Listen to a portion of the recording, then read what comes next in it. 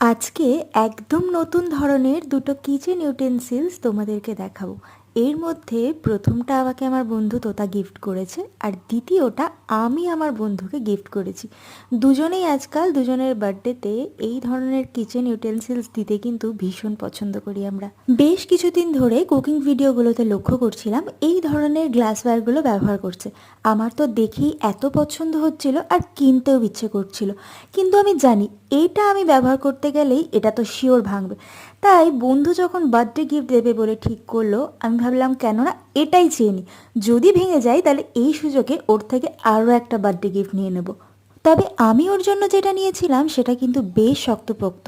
যদিও অর্ডার দেওয়ার সময় এই কালার কম্বিনেশনটা দেখে আমার এত ভালো লেগে গেছিলো যে আমি একবারেই অর্ডার দিয়ে দিয়েছিলাম।